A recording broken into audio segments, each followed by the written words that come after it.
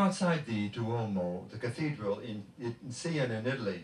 And this particular staircase is where Caterina of Siena was knocked down by the devil. The devil tried to kill her.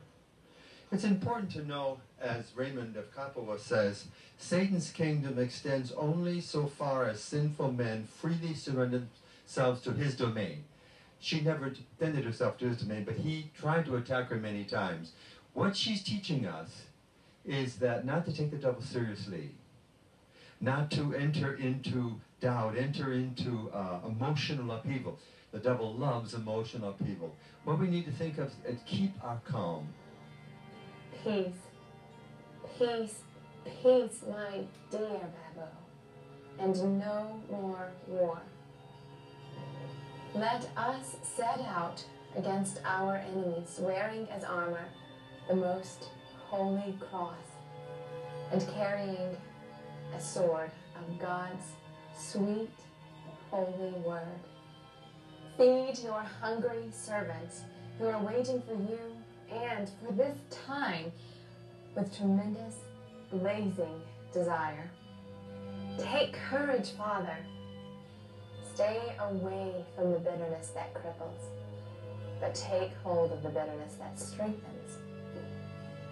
Bitterness at seeing God's name insulted. And strengthen the trust that God will provide for your needs. What really upsets you? What really upsets you? What really bothers you? Like, oh, not again, you know. What is it?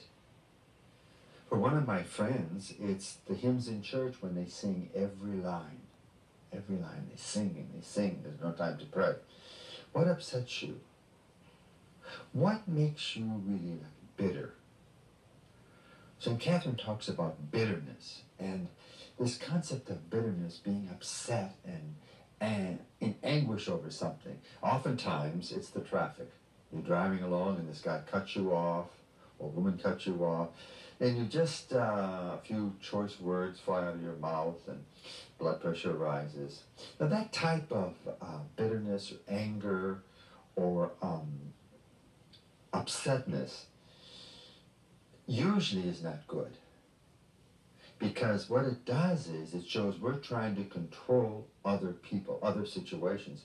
And in life, you know, the whole point is that we have very little control over persons, places, or things. However, there's a very good point of view. So it's good to be upset over other things. Let us set out against our enemies, wearing as armor the most holy cross, and carrying a sword of God's sweet, holy word. Take courage. Take courage, Father.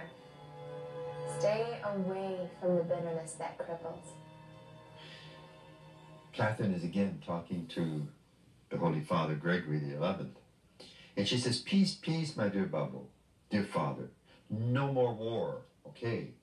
Let us set against our enemies, wearing the armor of the most holy cross and of the sweet holy word. For Catherine, there's two meanings of bitterness. There's a worldly bitterness that cripples us, and we all know people that are bitter. You know, they're turned into themselves. They're not open to another person. They're not open to God. They're not open to life. In regarding what Catherine says in regard to the bitterness that cripples, I met a lady in the hospital, and she was very, very upset.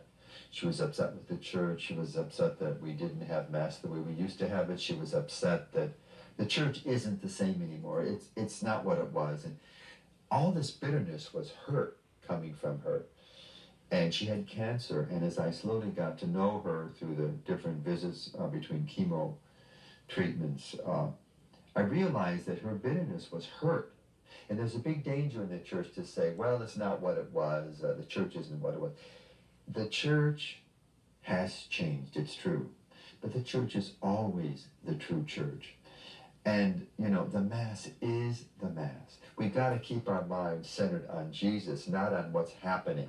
You know, we can really be eaten up by our agenda. If the Mass isn't said in this way, it's not good. If this priest comes, a modern priest preaches and then you get all upset, that means we're really not centered. You know, there's a lot of things going on in the church, excuse me, that are not easy to take. But Jesus is with us and it's his church. And we're going through bumpy times. But this is what this is what Catherine wants us to do, to focus on Jesus' presence in our hearts. And that way, we waste so much time saying, well, things aren't what they were. And, you know, life is one continual change. One continual change. And it's a continual adjustment to God's will, his divine will, as Catherine says. And that way, let nothing disturb your peace, you know. Getting upset a little bit, fine. But letting it really disturb your peace. One of my friends in France, who's a cloistered Carmelite nun, told me that her brother stopped going to church. Just couldn't take it. And that's so sad.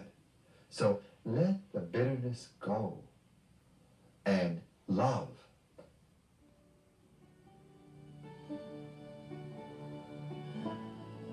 Oh, supreme eternal good, what moved you, infinite God, to enlighten me, your finite creature, with the light of your truth? You yourself, the very fire of love, you yourself are the reason. For it always has been and always is love that constrains you to create us in your own image and likeness, and to show us mercy by giving your creatures infinite and immeasurable graces.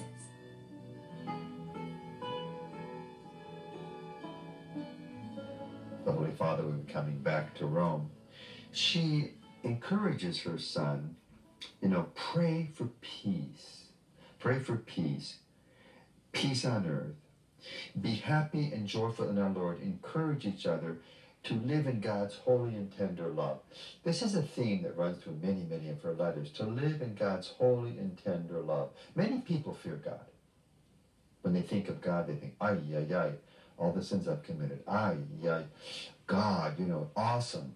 Now, there's a holy fear of God and there's an exaggerated fear of God. She wants us to approach God as a tender, loving Father. And this is holy and tender love. Again, she talks in the same letter about there's no other foundation than Jesus crucified. And if we keep the crucifixion in mind, Jesus on the cross, that tender love is being poured into our hearts. This is the side of Catherine that is encouraging to us. You know, anything that hurts your spiritual life is destructive to your union with Jesus. I mean, if someone always tells you to think about your past sins and God is a primarily judge, well, I mean, I'm going to stay away. You know, if God is a primary judge, but how can God be primary judge when he's on the cross giving his life's blood for us? So she's encouraging us for this intimacy with the Lord, that his tender love. And of course, keep in mind that this is a two-way street. You know, if we have God's tender love coming into our hearts, it's got to go out into the hearts of other people. Bring